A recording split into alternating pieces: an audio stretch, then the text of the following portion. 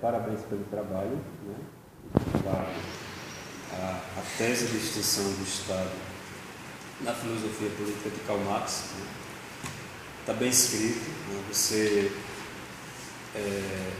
tenta fazer uma coisa assim muito interessante, né? Porque o Marx ele não tem nenhum texto sistemático, né, sobre a questão do Estado, como você mesmo já chega a comentar durante o seu TCC. E você é muito corajoso porque pega um texto de juventude do Marx, né, que é a crítica à filosofia do direito do Hegel, para justamente tentar conceptualizar, né, trazer, digamos assim, uma concepção de Estado, um conceito de Estado em Marx. Né. Eu lembro muito bem do texto de Celso Frederico, né, do jovem Marx, quando ele comenta esse texto e esse momento. Inclusive os manuscritos de Kreuznach em 1843 e 44, né, quando Marx, ainda em lua de mel, né, pega o cara ainda de certa forma imaturo, né, mas sempre foi um grande gênio, né, desde as suas primeiras considerações, né, e começa a tecer considerações sobre um filósofo consagrado, conhecido, né, no mundo germânico, né, porque a gente tem que lembrar que a Alemanha não existia nesse momento ainda, né, a Alemanha era unificada na segunda metade só do século XIX, né, na época daquele grande chanceler lá, o Bismarck, né, e nesse momento aí do Hegel, né, o território alemão ele não tem sido nem unificado, né? Às vezes o pessoal fala Alemanha, tal, Hegel, né, tal. Então, o Marx ele é muito corajoso nesse sentido. Ele pega boa parte da filosofia lá do direito de Hegel e começa a fazer considerações. Né? Então, veja, eu lembro que tem parece que é Costas Papanou, né? O cara que fez lá a editoração lá do texto lá do Marx, ele faz alguns comentários até críticos, né, tá? Que o Marx naquele momento não tinha entendido alguns conceitos, né, e tal. Eu acho que esse momento entre Hegel e Marx ele precisa ser bem estudado. O Celso Frederico ele fez um pouco nesse sentido, porque, por exemplo, durante o seu texto, você escreveu um trabalho que está de parabéns, seu trabalho está bem escrito, né? Está um trabalho brilhante assim, para a graduação. Não tenho a menor dúvida de que ele vai ter uma nota máxima, porque está bem escrito, bem comentado. Mas veja, quando a gente lê Marx, né, não é a mesma coisa, e a crítica de Marx a Hegel não é a mesma coisa de que ler o próprio Hegel. Eu estudei vários anos Hegel com um grande hegeliano, que foi o professor Paulo Menezes, lá em Recife, né, que traduziu as obras de Hegel. Depois o Jesus Vasquez, o Denis Rosenfeld, que participou da minha banca, o Marquesson, né, foi orientador na época. E durante esse longo tempo, né, bem uns 10 anos antes de estudar a fenomenologia do espírito, a ciência da lógica, depois meu trabalho de mestrado foi sobre o Hegel, né, essa questão política, a filosofia do direito. E por um longo tempo, depois de todos esses anos, né, que foi na década de 90, final de 90 que eu fiz o TCC, acho que defendi em 2000, né, no início de 2000. Durante todo esse tempo eu não venho mais trabalhando com Hegel, né, eu acho que até fiquei muito feliz, obrigado pelo convite, né, para a banca. Mas, veja, uma coisa que eu noto, que o pessoal faz muita confusão, né, e coloca Hegel, né, no texto, dá a entender que você está colocando Hegel como se ele fosse um teórico, um teólogo, né, assim, ao falar de Deus, de absoluto, de espírito, né, parece que Hegel está mistificando toda, como aquela própria crítica que o Marx faz, né, porque ele está querendo pegar a realidade e trazer para a lógica, né, colocar no molde do conceito. A gente tem que distinguir uma série de questões, né. Primeiro é que Hegel ele não tem uma visão como os contratualistas de um Estado resultado de um contrato, de uma vontade, né, atomista e particularista de indivíduos que se reúnem. Pelo contrário, apesar de, como diz Bob, ele ser uma superação e uma retomada desse pensamento, né, ele tem uma visão histórica sobre a questão do surgimento do Estado. Uma outra coisa é o conceito de Hegel, né, na filosofia do direito, que está imbuído da própria ciência da lógica dele, né, onde ele vai, num primeiro momento, falar de um conceito abstrato que se determina em categorias, passando por aqueles momentos do direito abstrato, né, da moralität, reportando a Kant, e da eticidade, da Sittlichkeit, né, onde ele fala da família, sociedade civil e do Estado. Né. Hegel está dizendo que o indivíduo, a partir do momento que ele surge socialmente, ele já é membro de uma instituição, né, da família, da sociedade civil, do Estado. Né. Não é que o Estado está lá no começo e vai pegar o indivíduo obrigatoriamente, não, ele já surge num contexto social. Né. E por fim, se chega ao conceito de Estado. Apesar das críticas que, por exemplo, Marx faz nesse momento a Hegel, principalmente a questão do príncipe que é hereditário, a questão do morgadinho, né, que ainda é uma instituição feudal, que o mais velho herdava, né, a propriedade. O Hegel não pense que, como muita gente às vezes parece que pensa, Hegel era um cara consagrado já na Alemanha. Enquanto Marx naquele momento era desconhecido, Hegel era consagrado. Depois se torna o contrário, né? O Marx cria toda essa empolgação a nível mundial falado, e parece que o Hegel ficou um pouco à sombra, né? Mas se você for estudar a história, né, toda a delicadeza com que Schopenhauer fala de Hegel, né?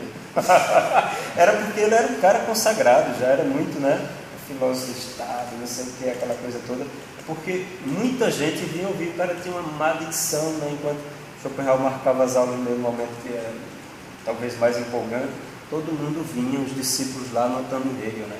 Tem obras mesmo, eu peguei a tradução comentada pelos discípulos, né, na época do mestrado, para poder entender melhor muitas das coisas que ele estava dizendo. Então vejam, primeiro, né, é bom lembrar quando depois os hegelianos de esquerda, todas aquelas contendo, parece que é o Bruno Balbo fala do Hegel, a trombeta final, que ele está aquela coisa toda, dizendo, olha, Hegel, é preciso desconfiar de Hegel, que ele não tem, né, apesar de naquele momento ele usar essa linguagem, e não é uma linguagem desconhecida da gente até hoje. Na época, o Hobbes, por exemplo, dizia, o Estado é o Deus mortal sobre o Deus imortal. Hegel diz, o Estado é Deus marchando na história. Mas quando Hegel fala, por exemplo, do absoluto, né, do espírito objetivo, né, espírito subjetivo, espírito absoluto, ele está falando do indivíduo, né, do sujeito, do espírito subjetivo, da objetivação desse sujeito no mundo da cultura, né, espírito objetivo, espírito absoluto. Ele usa uma série de espírito do mundo, né? Tem uma série de que a gente precisa entender, né, esses conceitos hegelianos, né, para não cometer injustiça com o próprio pensamento dele. Uma outra coisa é o pensamento de Hegel enquanto, talvez, veja uma coisa, no seu texto eu percebo que você não enfoca a questão do assunto, mas enquanto os filósofos contratualistas e justnaturalistas, você está falando, Hobbes, Locke, Rousseau, eles falam de estado de natureza depois de sociedades civis, né, de sociedade civil, eles não distinguem o conceito de sociedade civil burguesa como faz Hegel no segundo momento, né, de determinação, que é a sociedade civil, né, diferente de Aristóteles, que falava da família e do Estado, eles colocam esse momento, né, que ele chama de cisão da vida ética, né, do mundo ético, que é a sociedade civil. E Hegel vai retomar e fala e refere a quem? Ele não costumava se reportar, falar, olha, estou falando de tal, de fulano de tal, e ele retoma toda a história da filosofia, né?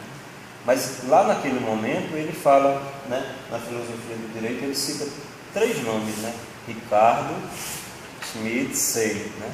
Para se reportar a economia inglesa, e depois o Marx vai retomar e aprofundar e ter um domínio muito maior na discussão sobre a questão econômica, né, sobre a economia política, do que o próprio Hegel, né, ao falar, ao construir todo o seu pensamento, né. Mas mais maduro, veja que o próprio Marx se apropria de muitas das categorias dos conceitos hegelianos, apesar de não estar falando de emancipação política, que ele mesmo critica, né, diz que o importante é a emancipação humana, né, e você entender o indivíduo a partir dessa categoria fundante que é o ser social, o Arbeit, né, o trabalho, né?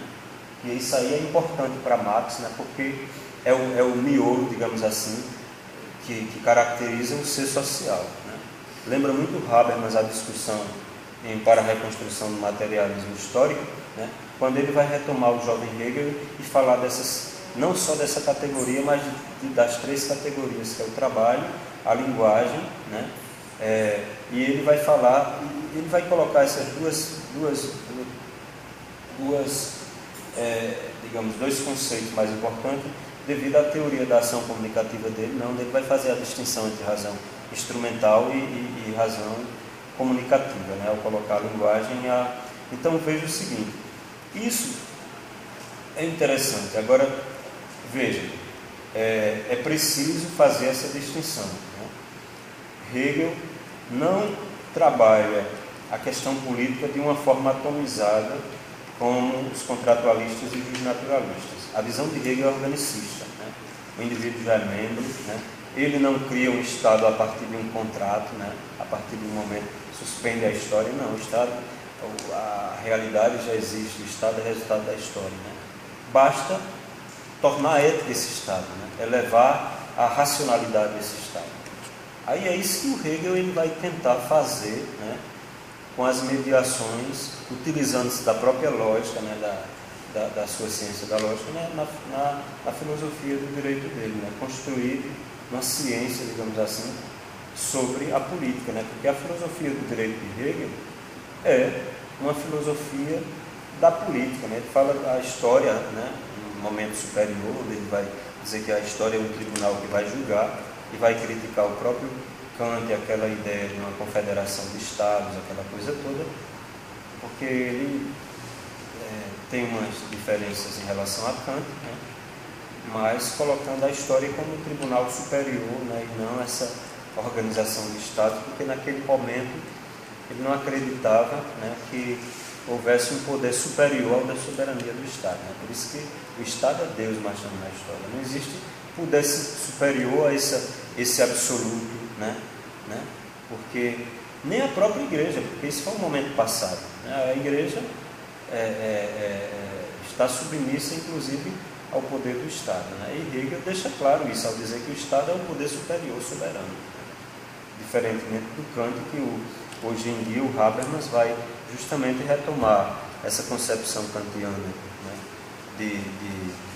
da ideia de uma confederação de Estado, né, que o próprio Kant na época comete uma gafezinha lá, um erro, e fala de confederação, né, o termo no sentido de federação, no termo de uma confederação, como ele vai colocar, e que é retomada e radicalizada hoje por Habermas, né, porque ele não quer mais a ideia simplesmente de uma confederação onde os Estados podem a qualquer momento sair, né, de uma forma com o seu arbítrio, mas criar a própria ideia, né, de um poder supraestatal, né, onde os Estados se uniriam de uma forma federativa, né, porque a gente tem um primeiro momento, a gente está vivendo, digamos, uma nova época, onde temos um novo tipo de organização política, que o modelo é a União Europeia, né?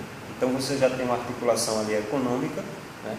E o passo seguinte seria uma constituição política, mas que os Estados eles submeteriam a sua própria soberania a um poder soberano maior, né, que está acima dele, porque aquilo que é decidido lá em Bruxelas, né, em Estrasburgo, é justamente, né, colocado para que os Estados obedeçam, né? Isso na época de Hegel ele achava improvável, né, impossível. Eu acho que muitas das considerações sobre o seu trabalho, inclusive a gente já chegou a conversar um pouquinho antes, né? E eu deixo à disposição o texto, né, com os comentários que eu fiz, para que depois, se você tiver algum interesse, a gente manter o contato, né? Trabalhar nesse sentido, tá certo? É isso?